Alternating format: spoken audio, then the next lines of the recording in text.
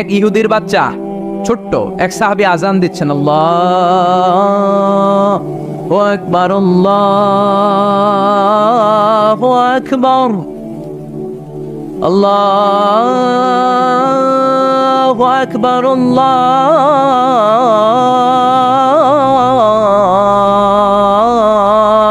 আকবার। এক সাহাবী সফরের মাঝখানে আজান দিচ্ছেন, তো ইহুদিটা পেছন থেকে মুখ ব্যঙ্গাচ্ছে। ব্যঙ্গ করে না অনেকে? একজনে যে কথাটা বললেন এটা একটু ঘুরাই বললে এটা কি বলে? ব্যঙ্গ করা। বাংলাদেশে কি বলেন এটা? এখানে কি বলেন? ঠেসারায়। ঠেসারায়। এক সাহাবী আজান দেয়, আরেকজন ঠেসারায়। যে ঠেসারায় সে ছোট ইহুদির বাচ্চা।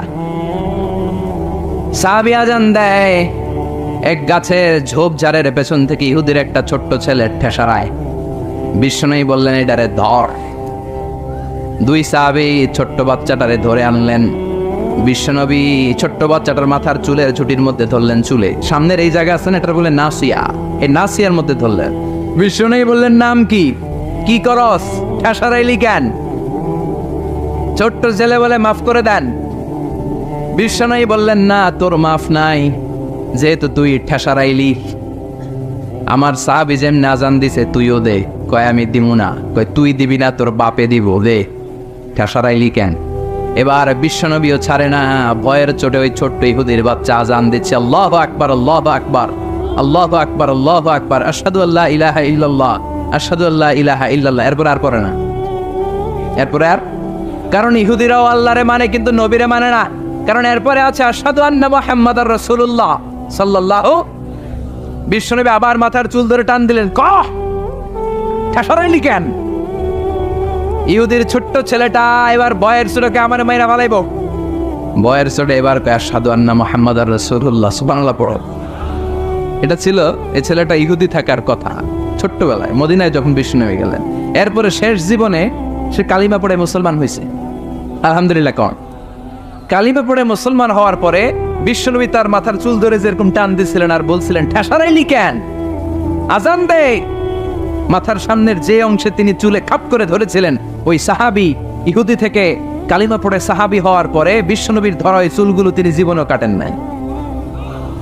এই সাহাবী ডান দিক দিয়ে চুল কাটে, বাম দিক দিয়ে কাটে, পেছন দিয়ে কাটে, সামনের চুল কাটে না। সামনের চুল বড় হতে হতে মহিলাদের মতো এত বড়, পেছনে কোনো চুল নাই, ডানে বায়ে চুল নাই। চুলগুলো পেঁচিয়ে মাঝখানে রাখে আর পাগড়ি পরে। কারো সামনে যখন পাগড়ি খোলে অদ্ভুত চুল দেখে সবাই ভয় পায়। সবাই বলে, ও সাহাবী, ঘটনা কি? তোমার মাথার সামনের চুল বড় কেন? এটার কারণ হলো আমি নবীর সাহাবীরে ঠেসারাইছিলাম। কি করছিলাম? আমি ব্যঙ্গ করেছি নবীর সাহাবীকে। সে কারণে আমি যখন ইহুদি ছিলাম, আমার পেয়ারা নবী, আমার বিশ্ব নবী, আমার প্রাণের রাসূল আমার মাথার চুল ধরে বলেছিলেন আজান দে। আমার নবীর বরকতময় হাত আমার মাথার যেই চুলের মধ্যে লেগেছে, মরার আগের দিন পর্যন্ত আমি চাই ওই চুলটা নিয়ে আমি কবরে যাব। এই চুল আমি কাটবো না, এটা আমি রেখে দেবো। সুবহানাল্লাহ পড়েন। বিশ্ব নবী আমাদের জন্য মডেল। আমাদের মডেল কে? চিল্লায় বলো, আমাদের মডেল কে? পৃথিবীর কোন নেতা খেতা আমাদের মডেল নয়, পৃথিবীর কোন নায়ক নায়িকা আমাদের মডেল নয়। আমাদের মডেল কে? জোরে বলেন, মডেল কে? নাকি শাহরুখ খান, আমির খান, হিরো আলম? আমাদের মডেল কে? আমাদের মডেল একটাই। তিনি কে? সবাই বলেন, তিনি আমাদের মডেল। এজন্য আল্লাহ সূরা দিলেন লেভেল প্লেইং ফিল্ড, সূরাতুল আহজাব। মনে আছে? ভুলে গেছেন মনে হয়। দল কি একটা থাকবে না অনেকগুলা? অনেক দল থাকবে, অনেক মত থাকবে, অনেক মার্কা থাকবে। এই দল নিয়েও মাঝে মাঝে মারামারি আছে না নেই? এই মারামারি যদি বন্ধ করতে হয়, একজনকে মডেল মানবা, তিনি কে? এই জন্যই সূরাতুল আহজাব দলাদলির সূরার মধ্যে আল্লাহ এই মডেলের কথা বললেন, মা কানা মুহাম্মাদুন আবা হাদিম মির রিজালিকুম ওয়ালাকিন রাসূলুল্লাহি ওয়া খাতামান নাবিয়িন ওয়া কানা আল্লাহু বিকুল্লি শাইইন আলিমা। পড়েন আল্লাহু আকবার। দলাদলি থাকবে। দলাদলি কমবে কেমনে? মারামারি কমার একটাই মাধ্যম, একজনকে নেতা মানতে হবে, তিনি আমার নেতা, তোমার নেতা বিশ্বনবী। মাঝে মাঝে একটু মজা করতে হয়, ঠিক কিনা? বিশ্বনবীও করতেন। বিশ্বনবী এক কালো নারীকে দেখে বললেন, লা ইয়াদখুলুল জান্নাতা সাউদা ওয়ালা সাফরা। কি নবী ছিলেন আমার! Sense of humour, sense of humour, sense of fun, sense of kidding.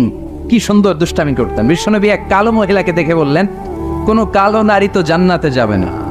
মহিলা কান্না শুরু করে দিল, বলল, নবী এটা কোনো কথা হইল নাকি? জান্নাতে যাবো না কেন? কালা কি আমি হইছি নাকি? কালা আমারে বানাইছে কে? আবার ধলা আমনেরে বানাইছে কে? তিনি বানিয়েছে, তো আমার দোষ কি? ওই মহিলা কান্না শুরু করে দিয়েছেন, নবী আপনি বলেছেন 4টা কাজ করলে জান্নাতের 8টা দরজা খোলা সব নারীদের জন্য। 1 হলো যে নারীরা নামাজ পড়বে, 2 হলো রোজা রাখবে, 3 হলো স্বামীর কথা শুনবে, 4 হলো পরকিয়া না করে সতীত্বের হেফাজত করবে। 4টা কাজ করলে জান্নাতের 8টা দরজা খুলে দিবে কে? ও নবী আমি তো 4টাই করি, কেন জান্নাতে যাব না আপনি বলেন? বেজায় কান্না। কান্না করতে করতে মহিলা অস্থির। বিশ্ব নেই বললেন, থামো, আরে এত কেঁদো না, কেঁদো না, আমি তো মজা করছি। কি করছি? আমি জাস্ট কিডিং ইউ। আমি মজা করেছি, আমি ফান করেছি, আমি তো রসিকতা করে বলেছি তুমি যখন জান্নাতে যাবা তখন এরকম কুচকুচে কালো থাকবা না, তোমাকে পূর্ণিমার চাঁদের মতো সুন্দরী বানায় দিবে কে? বিশ্ব সুন্দরী হয়ে হুরদেরকে ফেল করে তোমার রূপের ছলকানিতে হুরেরাও ফেল। সুবহানাল্লাহ, এরকম সুন্দরী হয়ে যাবা। This is the sense of fun. বিষ্ণুনবী কিন্তু মাঝে মাঝে এরকম ফান করতেন। সুবহানাল্লাহ পড়েন। আবার এক সাহাবী নাম আব্দুল উজ্জা, কালিমা পড়ার পর নাম হয়ে গেল আব্দুর রহমান। এই সাহাবীর সাথে সব সময় বিড়াল থাকে। কি থাকে? জাহিলি যুগের নাম ছিল আব্দুল উজ্জা। উজ্জা একটা মূর্তির নাম, এই মূর্তির গোলাম। ইসলাম ধর্ম গ্রহণের পরে নাম রাখলো আব্দুর রহমান। কার গোলাম? জোরে বলেন। আব্দুর রহমান হওয়ার পরে এই সাহাবা সব সময় বিড়াল নিয়ে ঘুরে। মসজিদে আসলো কাঁধে বিড়াল, মাঝে মাঝে জামার আস্তিনের ভিতরে বিড়াল, মাঝে মাঝে পকেটে বিড়াল লইয়া নামাজ পড়ে। সুবহানাল্লাহ। বিশ্বনবী একদিন মজা করে আব্দুর রহমান নামক ওই সাহাবীটারে ডাক দিয়ে বললেন, ও বিড়ালের বাবা, ইয়া আবা হুরাইরা, এ বিড়ালের বাবা। সুবহানাল্লাহ পড়ে। আবু হুরায়রা কয়, বিশ্বনবী বলছে বিড়ালের বাবা। আমার নবী যদিও মজা করে ভালোবাসা থেকে আমার নাম দিয়েছে বিড়ালের বাপ, আজকে থেকে কেউ আমার আব্দুর রহমান ডাকবি না, মরার আগের দিন পর্যন্ত আমি থাকবো বিড়ালের বাপ। বিড়ালের বাপ আমি। কিসের বাপ? সুবহানাল্লাহ। কি ভালোবাসতো সাহাবারা। কাআন সাফসাফা লা তারা ফিহা ইওয়াতাও ওয়ালা আমতা। আল্লাহ বললেন, আমিও কিয়ামতের ময়দানে লেভেল প্লেইং ফিল্ড করব, একেবারে সমান, কোনো উঁচু নিচু নাই। সবাই উলঙ্গ হয়ে দাঁড়াবো, গায়ে কোনো জামা নাই, কাপড় নাই, কোনো ড্রেস নাই, কিচ্ছু নাই, বাহাদুরি নাই, ক্ষমতা নাই, প্রশাসনও নাই। Level playing field. কথা বলেন। কিচ্ছু নাই, তার মানে লেভেল প্লেইং ফিল্ড। মা এসে বললেন, ইয়া রাসূলুল্লাহ, ওই লেভেল প্লেইং ফিল্ডে যখন আমরা উলঙ্গ হয়ে দাঁড়াবো আমাদের কি লজ্জা লাগবে না? No one has any garment in their body, any dress in their body. কারো গায়ে কোনো জামা নাই, কোনো পোশাক নাই। Don't they feel any shy? Don't they feel any shame? লজ্জা লাগবে না? বিষ্ণু বললেন, আয়েশা, এখনকার দিনটার মতো সে লেভেল প্লেইং ফিল্ডের দিনটা নয়, সে দিনটা বড় ভয়ঙ্কর দিন। মাথার সূর্যটা কাছে নেমে আসবে, মাথার মগজগুলো সূর্যের তাপে গলে গলে নাকের ছিদ্র কানের ছিদ্র দিয়ে বেয়ে বেয়ে পড়বে। সবাই তৃষ্ণার্ত, ঘর্মাক্ত, ক্লান্ত, শ্রান্ত, পেরেশান। ভাই ভাইরে চিনে না, বন্ধু বন্ধুরে চিনে না, পীর সাহেব মুরিদরে চিনে না, নেতা কর্মীরে চিনে না। চিল্লা এখন ঠিক কিনা? Level playing field. কেউ কাউকে চিনে না, সব খালি দৌড়, আইজো দৌড়, কাইলো দৌড়। কারো গায়ে জামা নাই। আয়েশা, সেদিনটা বড় ভয়ঙ্কর। তৃষ্ণার চোটে জিহ্বাটা বের হয়ে কুকুরের মতো নাভিস্থলে এসে ঝুলতে থাকবে। কুকুরের জিহ্বা যেমনি গ্রীষ্মকালে ঝুলে। আল্লাহ তুমি বাঁচাও বলে যে চিৎকার শুরু করবে। কার গায়ে জামা আছে, কার গায়ে জামা নাই, এটা কারো খেয়ালই থাকবে না রে Ayesha. This is called level, কথাগণ, লেভেল প্লেইং ফিল্ড, সবার সমান সুযোগ, কারোর জন্য এক্সট্রা কোনো সুযোগ নাই। আল্লাহ আমাদের দেশেও তুমি লেভেল প্লেইং ফিল্ডের নির্বাচন উপহার দেওয়ার তৌফিক দান করো। নির্বাচন পূর্ব যত সহিংসতা, মারামারি, অস্থিরতা, বোমাবাজি, হামলা, এগুলো থেকে আমার দেশকে তুমি বাঁচাও। এমন নেতা নেত্রী আমাদের জন্য নির্ধারণ করো যাদের কাছে আমাদের কোরআন নিরাপদ, যাদের কাছে আমার ইসলাম নিরাপদ, যাদের কাছে এদেশের 17 কোটি মানুষ নিরাপদ। চিল্লায় বলেন ঠিক কিনা? গণতান্ত্রিক দেশে সবচেয়ে বেশি প্রায়োরিটি পাবে জনগণ, ঠিক না? আপনাদের ভোটেই নেতারা নির্বাচিত হয়। এখন আমনে করে ভুলে গেলে চলবে? কথা বলেন। এদেশটা সচল আছে এদেশের মানুষের টাকায়। আমাদের প্রায় 1.5 কোটি লোক দেশের বাইরে কাজ করে।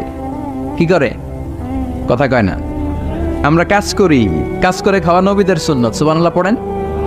দাউদ আলাইহিস সালাম নিজে কাজ করে ওইটা দিয়ে যে অর্থ উপার্জন করতেন সেটা খেয়ে জীবিকা চালাতেন। চিল্লায় পড়েন সুবহানাল্লাহ। বিশ্বনবী নিজে কাজ করতেন, বিজনেস করতেন, ছাগল চড়াতেন। খাদিজাতুল কুবরা তাহেরা, বিশ্বনবীর প্রথম স্ত্রী, প্রিয়তমা স্ত্রী, ওনার আন্ডারে বিশ্বনবী জব করতেন, চাকরি করতেন, মাথার ঘাম পায়ে ফেলে উপার্জন করতেন। চিল্লায় কোন ঠিক কিনা? আমার দেশের প্রায় 1.5 কোটি মানুষ দেশের বাইরে কাজ করে, আর তাদের টাকায় সচল থাকে আমার দেশ। এজন্য তাদের মর্যাদা সবচেয়ে বেশি, জনগণের মতামতের মর্যাদা সবচেয়ে বেশি। খেটে খাওয়া মানুষের মনে কি জ্বালা যন্ত্রণা, এটার মর্যাদা ইসলামে সবচেয়ে বেশি। চিল্লায় বলেন ঠিক কিনা? সৌদি আরবে আমার যে ভাইয়েরা মেথরের চাকরিও করে, তারও 20,000 টাকা দেশে ঢুকে। এজন্য নেতা নেত্রীরা যখন বলে দেশ সিঙ্গাপুর হয়ে যাবে, আমেরিকা হয়ে যাবে, তাদের মাথায় রাখা উচিত দেশটা কিন্তু সচল আছে আমার বিদেশি যে প্রবাসী ভাইরা তাদের কষ্টার্জিত অর্থের টাকায়। চিল্লায় বলেন ঠিক কিনা? এজন্য জনগণের রায় সবচেয়ে বড় রায়। যাদের হৃদয়ে আল্লাহর ভয় আছে তাদেরকে কোনো কিছু দিয়ে কেনা যায় না। ফাঁসির মঞ্চ তার কাছে জান্নাতের গুলবাগিচা। চিল্লায় বলেন ঠিক কিনা? ভয় নাই। মুমিনের ভয় অন্তরে থাকে শুধু একজনের, তিনি কে? চিল্লায় বলেন তিনি কে? আর শাহাদাতের মৃত্যুর চাইতে শ্রেষ্ঠ মৃত্যু আছে? জোরে বলেন আছে? এজন্য বিশ্বনবী সবসময় আল্লাহর কাছে দোয়া করছেন, আল্লাহ আপনি আমাকে শাহাদাতের মৃত্যু দেন, আপনি আমাকে শহীদ হিসেবে কবুল করেন। বিশ্বনবীর কলিজার টুকরা সাহাবা ওমরে ফারুক দোয়া করতেন, আল্লাহ আপনি আমারে শহীদ বানান, নবীর দেশে আমারে মৃত্যু দেন। আল্লাহুম্মা রযুকনা শাহাদাতান ফি সাবিলিক ওয়াল মাউতা ফি বালাদি রাসূলিক। আল্লাহ আপনি আমাকে দিনের পথে শাহাদাতের মৃত্যু দেন, আপনার নবীর শহর মদিনার মধ্যে আমার মৃত্যু দেন। পড়েন আমিন। ওমরে ফারুককে শহীদ হিসেবে কবুল করেছে কে? আমাকে শহীদ করে সেই মিছিলে শামিল করে নিও, যে মিছিলের নেতা মীর হামজা, খোবায়েব খাব্বাব, আল্লাহর কাছে যারা অতি প্রিয়, শামিল করে নিও আমাকে শহীদ করে ওই মিছিলে শামিল করে নিও। পড়েন আমিন। চিৎকার করে পড়তে হবে আমিন। আবার বিষ্ণু বললেন যে আল্লাহর কাছে শাহাদাতের মৃত্যু চায়, মান সাআলাল্লাহ আশ-শাহাদাতা বাল্লাগাহুল্লাহু মানাজিল আশ-শুহাদা ওয়া ইন মাতা আলা ফিরাশি। অন্তর থেকে ভালোবেসে হৃদয় দিয়ে ইখলাসের সাথে কেউ যদি আল্লাহর কাছে শাহাদাতের মৃত্যু কামনা করে, ওই লোকটা যদি বিছানায় পড়েও মারা যায়, কিয়ামতের দিন শহীদদের কাতারে তারে দাঁড় করাইয়া দিবে কে? এটা জানাচনা কোনো কথা নয়। দুর্বল ইমানদারের কোন লোক শাহাদাতের মৃত্যুকে কামনা করতে পারে না। চিল্লায় কোন ঠিক কিনা? ভীরুরা মৃত্যুরে ভয় পায়, কাপুরুষরা মৃত্যুকে ভয় পায়। কোরআনের সৈনিক, হকের পথের সৈনিক, ইসলামী আন্দোলনের সৈনিক মৃত্যুরে কোনোদিন পরোয়া করে না। চিল্লায় কোন ঠিক কিনা? কাফেররা প্রতিদিন 3 বার মরে। কাফির, মুশরিক, নাস্তিক এরা দিনে মরে কয়বার? আর মৃত্যুরে ভয় পায়। আর আমরা মৃত্যু কোথায় খুঁজে বেড়াই? চিল্লায় বলো ঠিক কিনা? কারণ আমরা জানি বাঁচলেও লাভ, মরলেও লাভ। মরলে আমাদেরকে শাহাদাতের শরবত পান করাবে কে? আল্লাহ তুমি আমাদেরকে শাহাদাতের মৃত্যু দাও। আর জোরে চিল্লায় পড়ে না আমিন। আবার আল্লাহ বললেন, খবরদার আমার শহীদদেরকে মৃত বলো না। ওয়ালা তাকুলু লিমান ইয়ুকতালু ফি সাবিলিল্লাহি আমওয়াত বাল আহইয়াউ ওয়ালাকিন লা তাশউরুন। খবরদার, আল্লাহর রাস্তায়, আল্লাহর জমিনে আল্লাহর দ্বীনকে কায়েম করতে যে দেহের তাজা রক্ত বিলিয়ে দিয়ে যারা শহীদ হয়, খবরদার তাদেরকে মৃত বলো না, তারা জীবিত। কার কথা? চিল্লায় বলেন, কার কথা? শহীদ যখন শাহাদাত বরণ করে, গায়ের রক্ত ঝরতে থাকে, তারে গোসল দেওয়া যায় না। বিশ্বনবী বলেছেন, রক্ত সহ দাফন দাও। কারণ কিয়ামতের ময়দানে টকটকে রক্ত মাখানো সাদা কাফনের মধ্যে লাল রক্ত লাগলে এটা সুন্দর দেখায়। টকটকে লাল তাজা রক্ত নিয়ে কিয়ামতের ময়দানে শহীদরা দাঁড়াবে আর বলবে, আল্লাহ আরেকবার পাঠাও, আরেকবার দুনিয়াতে পাঠাও, আবার জীবনটারে তোমার রাস্তায় বিলিয়ে দিয়ে শহীদ হয়ে আসি। আল্লাহু আকবার। এটা ভীরুদের কাজ নয়, এটা মুনাফিকদের কাজ নয়, এটা ইমানদারদের চ্যালেঞ্জ। মুমিন মাত্রই তার হৃদয়ের ভেতরে শাহাদাতের তামান্না থাকবে। চিল্লায় বলো ঠিক কিনা? এজন্য ইসলামী আন্দোলনের সিপাহী সালার যারা, ইসলামের জন্য যারা জীবনটারে বিলিয়ে দিল, শাহাদাতের পেয়ালা পান করল, আল্লাহ শাহাদাতের সর্বোচ্চ মর্যাদা তুমি তাদের নসিব করো। আমরাও যেন শাহাদাতের তামান্নায় বিভোর থাকতে পারি, কায়মনোবাক্যে তোমার কাছে দোয়া করতে পারি, তুমি তৌফিক দাও। এজন্য ফাঁসিয়াখালীর ভাইয়েরা ফাঁসিকে ভয় করে না। চিল্লায় বলো ঠিক কিনা? মুমিন বান্দারা ইসলামের পক্ষে থাকার কারণে যে জেল জরিমানা আসে, হুমকি ধামকি, এটারে ভয় করে না। মুমিন ভয় করে একজন রে, তিনি কে? চিল্লায় বলেন, তিনি কে? বিশ্বনবী বললেন, আমি চলে যাব। আল্লাহ দিনকে পরিপূর্ণ করেছেন। বিদায় হজের ভাষণে বিশ্বনবী বললেন, আল ইয়াউমা আকমালতু লাকুম দীনাকুম ওয়া আতমামতু আলাইকুম নি'মাতি ওয়া রাদিতু লাকুমুল ইসলাম দীনা। ইসলামকে তোমাদের ধর্ম বানিয়ে আল্লাহ খুশি হয়ে গেলেন। সুবহানাল্লাহ। ইসলামকে আমাদের ধর্ম বানিয়ে আল্লাহ খুশি। আমরা ইসলামকে পেয়ে খুশি না বেজা? সবাই খুশি। এজন্য আমরা সালাম ফিরানোর পরে, নামাজের পরে পড়ি, রাদিতু বিল্লাহি ওয়া বিল ইসলামি ওয়া বি মুহাম্মাদিন। তার মানে ইসলাম হিসেবে, ধর্ম হিসেবে ইসলামকে মনোনীত করে আল্লাহ যেমনি খুশি, আমরাও তেমনি খুশি। ঠিক কিনা? এজন্য ইসলামের বাণী চারদিকে ছড়িয়ে পড়বে। ইসলামকে কেউ দাবিয়ে রাখতে পারে না। ইসলাম হচ্ছে বীজের মতো, চারা বীজের মতো। চারা বীজ মাটিতে ঢুকাই দিলে কি হয়? কি হয়? ইসলামের বিরোধীরা ইসলামের মাটির ভিতরে ঢুকাই দিতে চায়, কিন্তু ইসলাম হচ্ছে বীজ, এটা মাটিতে ঢুকাই দিলে ঢুকে থাকে না, এটা উপরের দিকে ওঠে। সুবহানাল্লাহ কইবেন না? আবার বিশ্বনবী বললেন, ইন্নাল্লাহা জাওয়ালি আল আরদা কুল্লাহা। আল্লাহ গোটা বিশ্বটাকে আমার কাছে ছোট্ট এরকম একটা বলের মতন করে তুলে ধরেছে। ফারাআইতু মাশারিকাহা ওয়া মাগারিবাহা। আর আমি পৃথিবীর পাশ্চাত্য, পৃথিবীর পূর্ব থেকে পশ্চিম প্রান্ত পর্যন্ত সবটা আমি দেখেছি ছোট্ট বলের মতো। আর আল্লাহ বলে দিয়েছেন, নবী আপনার দু চোখ দিয়ে আপনি পৃথিবীর যতটুকু জায়গা দেখলেন, ঠিক ততটুকু জায়গায় ইসলামের বাণী আমি আল্লাহ পৌঁছে দেব। পৃথিবীর এমন কোন ঘর থাকবে না, বিষ্ণু বললেন, লা বাইতা ওয়াবার ওয়ালা মাদার ইল্লা আদখালাহুল্লাহু হাদা দ্বীন। এই পৃথিবীর বুকে এমন কোন ছনের ঘর নাই, এই পৃথিবীতে এমন কোন টিনের ঘর থাকবে না, এমন কোন পাহাড় থাকবে না, এমন কোন পর্বত থাকবে না, এমন কোন জঙ্গল থাকবে না, এমন কোন গুহা থাকবে না যেটার ভিতরে ইসলামের বাতাস পৌঁছে যাবে না। কার কথা? এজন্য এই ইসলামরে ঠেকায় রাখা যাবে? এই কোরআনের মাহফিলরে বন্ধ করা যাবে? এক জায়গায় বন্ধ করলে আরো অনেক জায়গায় সুযোগ আছে না নাই?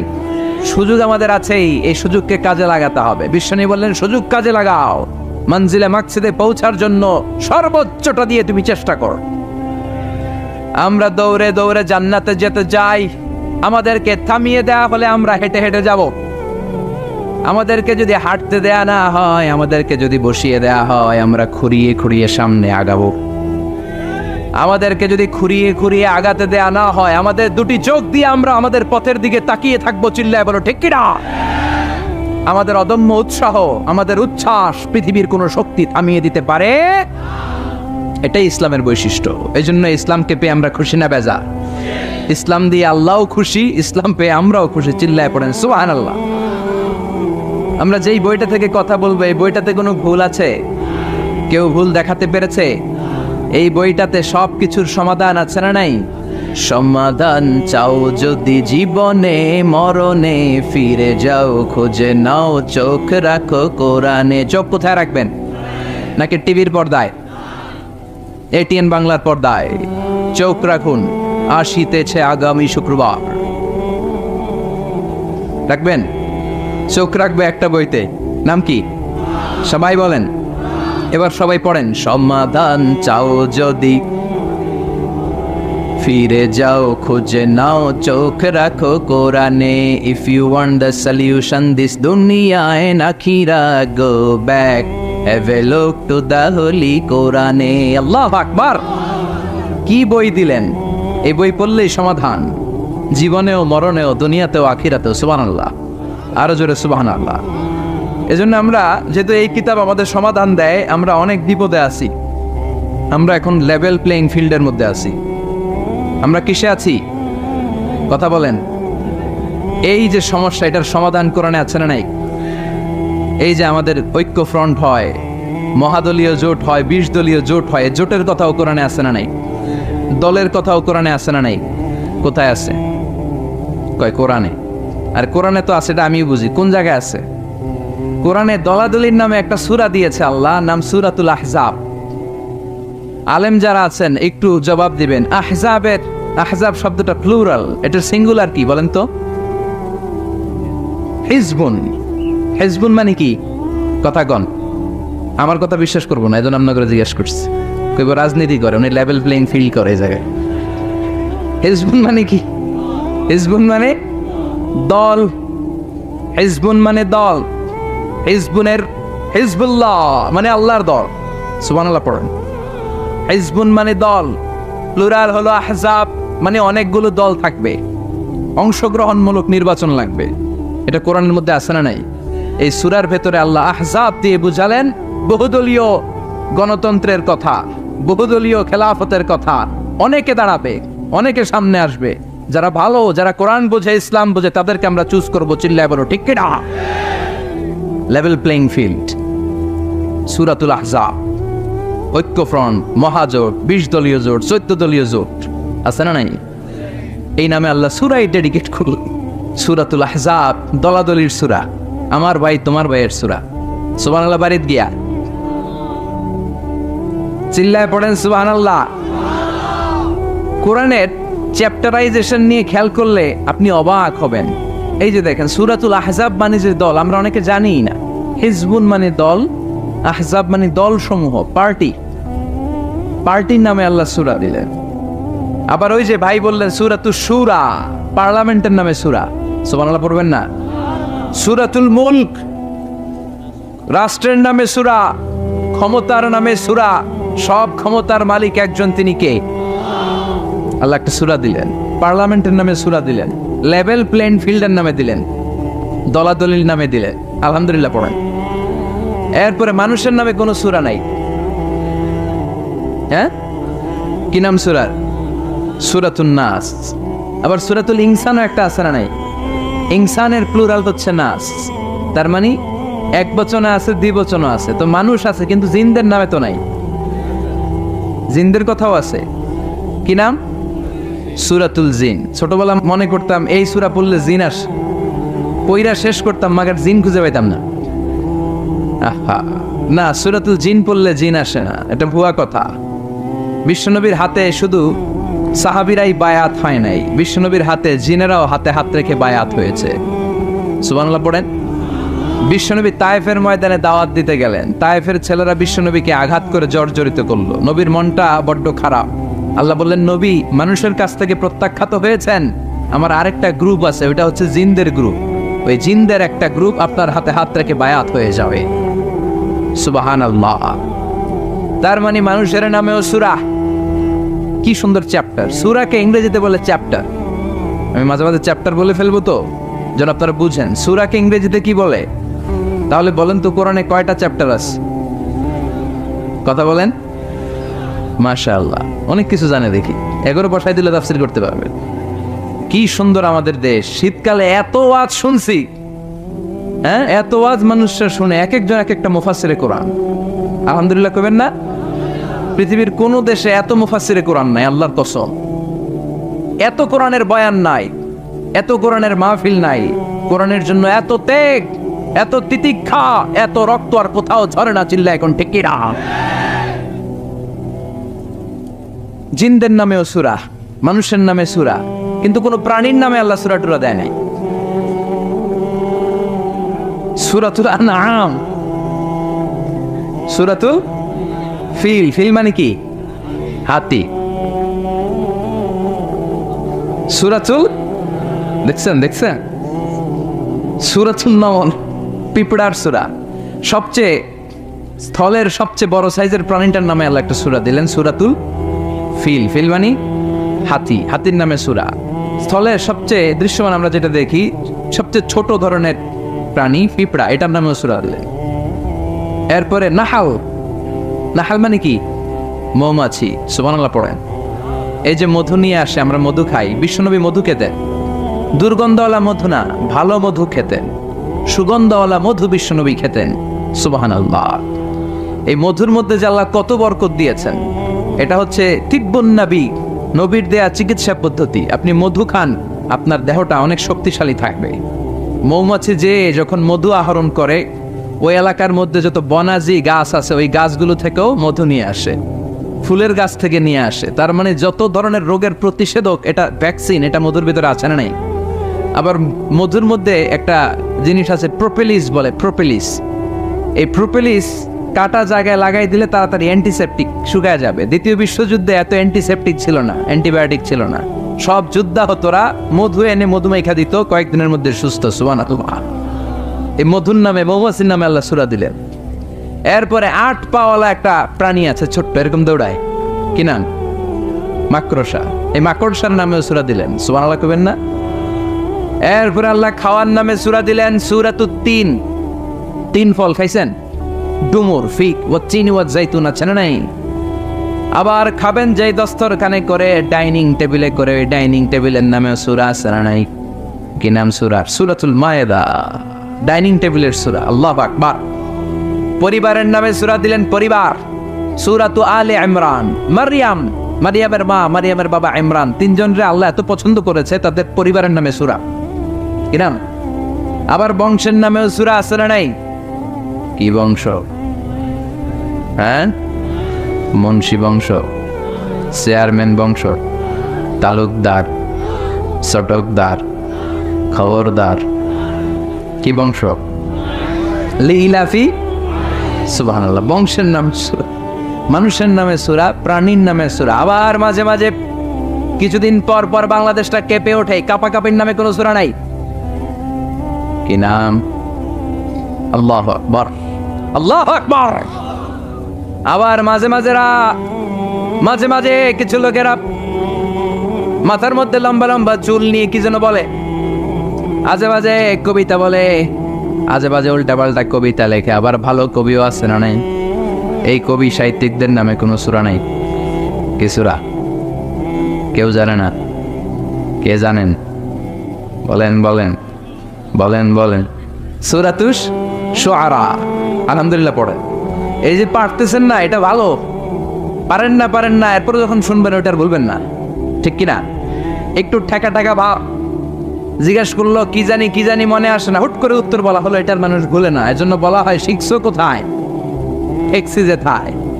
শিখছো কোথায়? ঠেকছি যেথায়। কবি সাহিত্যিকদের নামে সূরা, সূরাতুশ শুআরা। চিৎকার করে পড়েন আল্লাহু আকবার। আল্লাহ লেভেল প্লেইং ফিল্ডের নামে সূরা দিলেন, সূরাতুল আহজাব, দলাদলির সূরা। এজন্য আল্লাহ বললেন, এই পৃথিবীতে দলাদলি থাকবে, মারামারি থাকবে, মতের অমিল থাকবে। সমাজে মতের অমিল আছে না নাই? এক এক দলের এক এক ইশতেহার, এক এক দলের এক এক ইশতেহার আছে না নাই? কিন্তু এই ইশতেহারগুলোর মধ্যে ইসলামের বিরুদ্ধে কথা বললে রাষ্ট্রীয়ভাবে বেয়াদবগুলোর বিরুদ্ধে ব্যবস্থা নেওয়া হবে, এরকম কোনো ইশতেহার আমরা এখনো দেখি না। চিল্লায় বলেন ঠিক কিনা?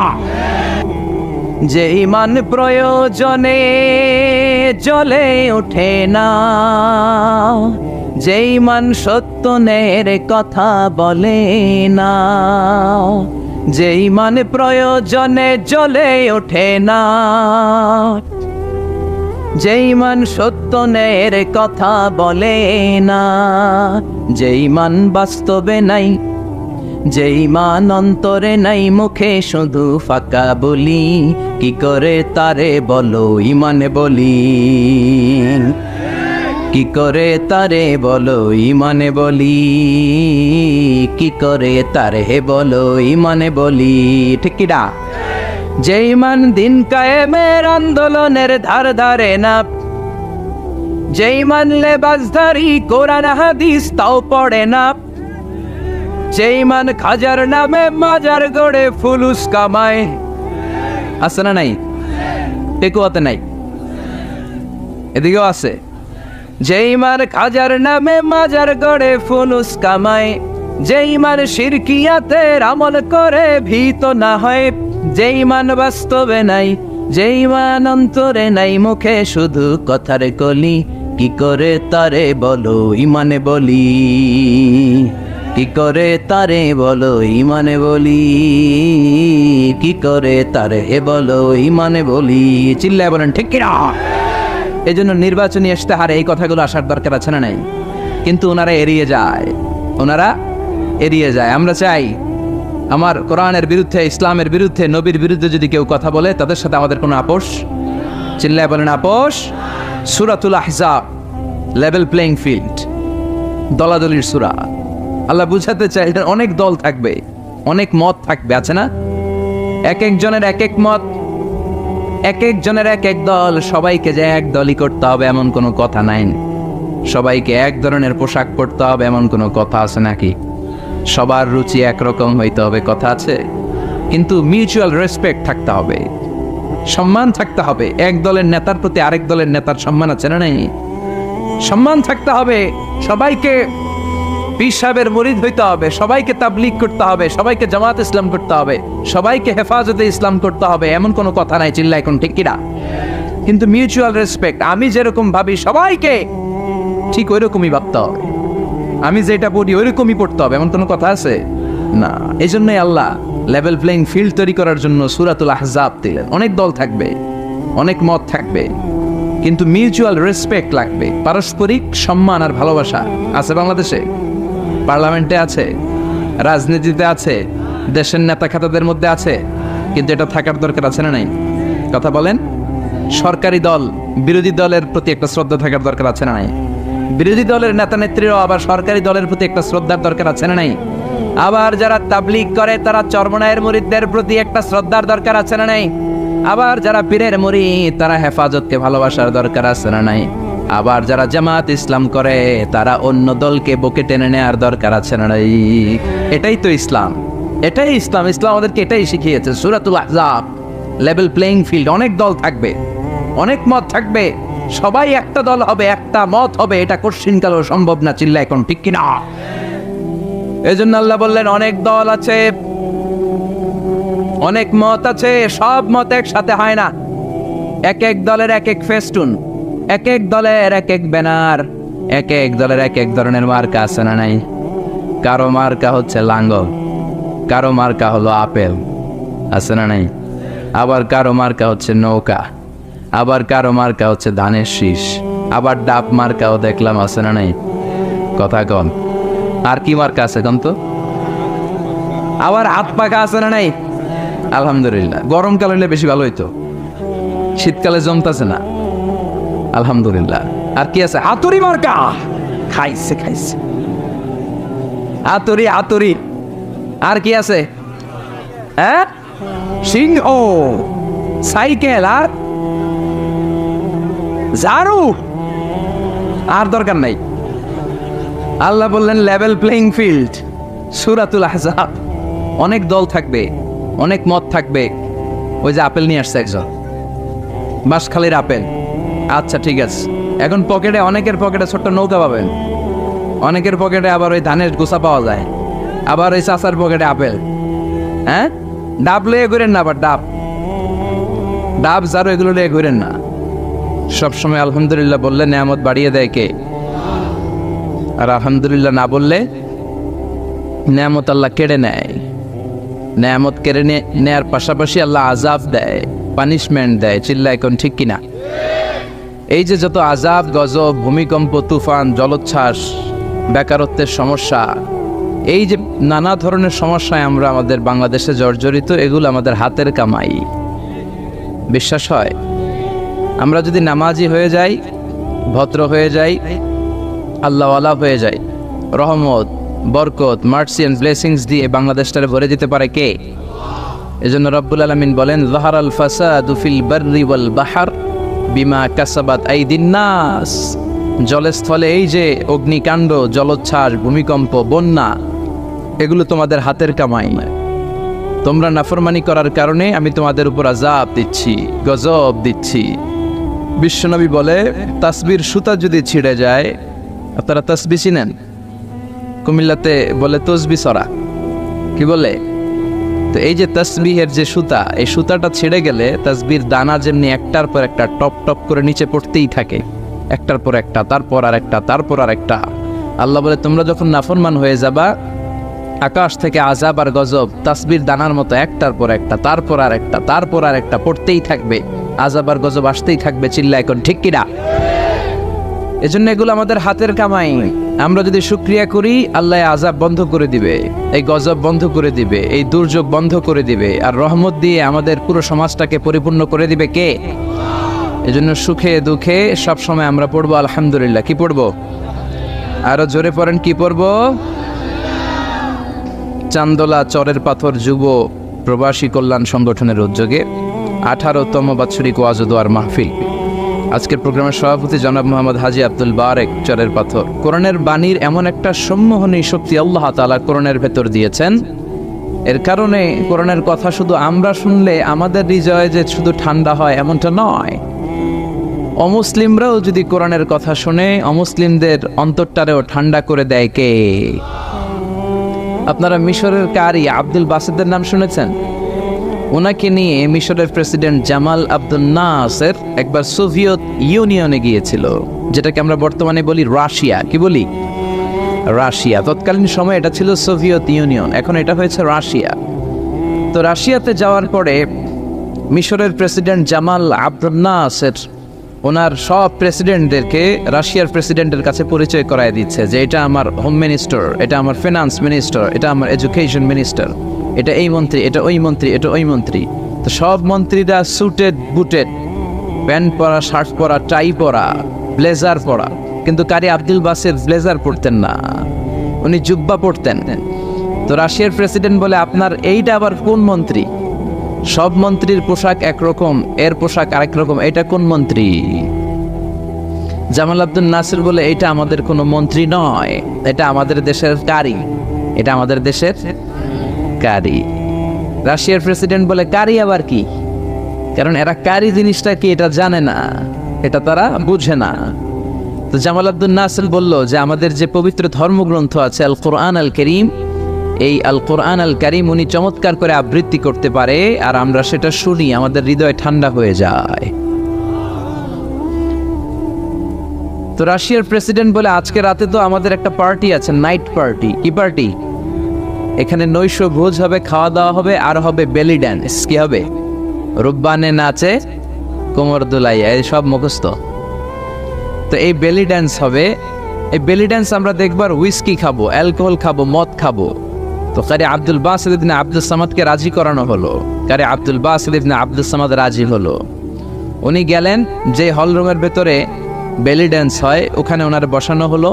সিঙ্গাররা যেখানে গান গায় ওইখানে উনি মাইক্রোফোনের সামনে বসলেন, আর আল্লাহরে বললেন, আল্লাহ, আমার গলায় যত সুর আছে, যত মেলোডি আছে, ভয়েস আছে, সব সুরকে আমি উজাড় করে দিয়ে আজকে তেলাওয়াত করব। তুমি আমার এই তেলাওয়াতের রিদম, এটার আকর্ষণ, এটার অ্যাট্রাকশন এই কমিউনিস্ট লিডারদের অন্তরের ভেতরে ঢুকিয়ে দিও। তখন রাশিয়া ছিল কমিউনিস্ট, সব কমিউনিস্ট লিডাররা বসা, সামনে হুইস্কি, রেড ওয়াইন, অ্যালকোহল, মদের গ্লাস নিয়ে বসা। তা আব্দুল বাসিত আব্দুস সামাদ চোখ বন্ধ করলেন। ওই দিনকার তেলাওয়াতটা উনি চোখ বন্ধ করে করেছিলেন। সুবহানাল্লাহ পড়েন। উনি চোখ বন্ধ করে ওনার গলায় যত সুর আল্লাহ দিয়েছে, যত সুরের ঝংকার তিনি পেয়েছেন, সব উজাড় করে উনি তেলাওয়াত শুরু করলেন, আউযু বিল্লাহি মিনাশ শাইতানির রাজিম। যতক্ষণ তেলাওয়াত চলেছে কেউ মদ খায় নাই, তাকিয়ে রইলেন, মন্ত্রমুগ্ধ হয়ে শুনলেন, আর সকলের চোখ দিয়ে তার দাঁড় করে পানি ঝরতে শুরু করলো। তেলাওয়াত শেষ, আব্দুল বাসেত চোখ খুললেন। চোখ খুলে দেখেন কেউ মদ খায় নাই, আর সবাই কান্না জর্জরিত অবস্থায় বসে আছে। মিশরের প্রেসিডেন্ট জামাল আব্দুল নাসের কমিউনিস্ট লিডারদেরকে জিজ্ঞেস করলেন, এই যে আমাদের আবৃত্তিকার ও কোরআন থেকে আবৃত্তি করেছে, আপনারা কি এর অর্থ বুঝেছেন? তারা বলে, না বুঝি নাই। কোনো মানে বুঝেছেন? না বুঝি নাই। তো কেঁদেছেন কেন? কমিউনিস্ট লিডাররা বলে, এত চমৎকার সুরেলা সুর, এরকম গলা, এরকম ভয়েস আমরা আমাদের জীবনে শুনি নাই। এটা শুনে আমাদের হৃদয়টা ঠান্ডা হয়ে গিয়েছে। আমাদের অন্তরে অনেক জ্বালা, অনেক যন্ত্রণা, অনেক দুঃখ কষ্ট, এগুলোকে ভুলে থাকার জন্য আমরা রাতে বেলি ড্যান্স দেখি আর মদ খাই। এরকম কারি যদি আমাদের দেশে থাকতো, আমরাও প্রতি রাতে বেলি ড্যান্স না দেখে কোরআন শুনতাম। তারা কাঁদতে শুরু করেছে, কোরআনের অর্থ বুঝে নাই, মানে বুঝে নাই। কিন্তু এই বিজাতিদের কমিউনিস্ট লিডারদের অন্তরটারে ঠান্ডা করে দিয়েছে কে? ওই কোরআন আমাদের কাছে আসে না নাই? নাকি আব্দুল বাসেদ আরেকটা কোরআন থেকে তেলাওয়াত করেছিল? জোরে বলেন, এই কোরআনের কোনো চেঞ্জ হয়েছে? ১৫০০ বছরের এই লম্বা সময়ে কোরআনের একটা আয়াত চেঞ্জ হয়েছে? একটা শব্দ, একটা অক্ষর, একটা জের জবর পরিবর্তন হয়েছে? জোরে বলেন, হয়েছে? এই কোরআনের মতো আরেকটা বই যদি আমরা পৃথিবীর সবাই মিলে বানাতে চাই, বানানো যাবে? জোরে বলেন, যাবে? আপনারা আহমদ দিদাদের নাম শুনেছেন? জাকির নায়েকের গুরু আহমদ দিদাদ একটা বই লিখেছেন, the ultimate miracle of the holy Quran. ওই বইতে তিনি উল্লেখ করেছেন, ইউনাইটেড স্টেটস অফ আমেরিকার কিছু বিজ্ঞানীরা সবচেয়ে পাওয়ারফুল যে কম্পিউটার, ক্রে 1 সুপার কম্পিউটার, এটা দিয়ে আমেরিকার মিলিটারিতে যারা চান্স পায়, মানে সেনাবাহিনীতে, তারা ম্যাথমেটিক্যাল ক্যালকুলেশনগুলো করার জন্য এই কম্পিউটার ব্যবহার করে। তো আমেরিকার বিজ্ঞানীরা আহমদ দিদাত তার ultimate miracle of the holy কোরআনে বলছেন যে কম্পিউটারের সব ইনফরমেশনগুলোকে কনসাইজ করে ওই ক্রে 1 সুপার কম্পিউটারের মাইক্রোচিপসের ভেতর ঢুকিয়ে কমান্ড করেছে, is it possible to create a book like Quran? ও কম্পিউটার, তুমি অ্যানালাইসিস করে বলো, এই কোরআনের মতো আরেকটা বই কি পৃথিবীর মানুষের বানানো সম্ভব? আপনারা বলছেন জি না, কিন্তু কম্পিউটার বলেছে ইয়েস, সম্ভব। It's possible, it's possible, but you need to spend more than 63 octillion years। সম্ভব, কিন্তু পৃথিবীর সব মানুষদেরকে 63 অক্ট্রিলিয়ন বছর বেঁচে থাকা লাগবে আর চেষ্টা করা লাগবে। এটা শুনে বিজ্ঞানীরা তো মহা খুশি, হোক না অক্ট্রিলিয়ন আর ফক্ট্রিলিয়ন, বাড়াতে যাবে। কিন্তু নিউমেরিক্যাল সায়েন্স বলে যে octillion is very dangerous to reach there. Octillion হচ্ছে এমন একটা সংখ্যা যেটা পর্যন্ত পৌঁছা মানুষের পক্ষে অসম্ভব। সংখ্যাতাত্ত্বিক নিয়ম আমাদেরকে শেখায় যে সংখ্যা শুরু হয় একক দিয়ে, তারপরে দশক, তারপরে শতক, তারপরে সহস্র, তারপর উজুদ, তারপরে লক্ষ, তারপরে নিযুত, তারপরে কোটি, তারপরে মিলিয়ন, বিলিয়ন, ফিলিয়ন, জিলিয়ন, তারপরে হচ্ছে অক্ট্রিলিয়ন। সুবহানাল্লাহ কইতে বললেন না? এই 63 অক্ট্রিলিয়ন বছর আমাদের বাইসে থাকা লাগবে। আর 63 বছরই তো আমরা হায়াত পাই না, ঠিক কি না?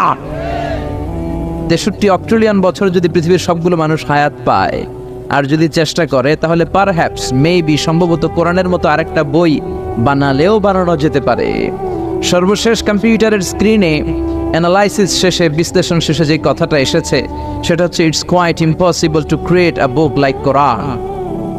পৃথিবীর মানুষগুলোর 63 অক্ট্রিলিয়ন বছর বেঁচে থাকাও সম্ভব না, কোরআনের মতো আরেকটা বইও বানানো সম্ভব না। চিল্লায় বলেন ঠিক কিনা? ওই কোরআন আমাদের হাতে আজও আছে না নাই? The greatest resource of power, the book of books, পৃথিবীর সবচেয়ে সেরা বই। এই বইয়ের কপিগুলো যদি কেউ আগুন দিয়েও জ্বালায় দেয়, আমাদের হাফেজ ভাইদের কলিজার ভেতরে কোরআন আছে না নাই? যদি আগুন লেগে ধ্বংস হয়ে যায়,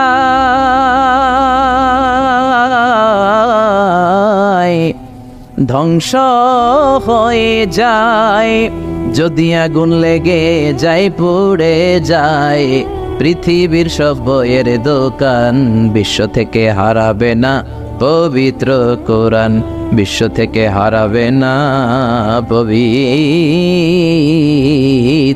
কোরআন। পড়েন আল্লাহু আকবার।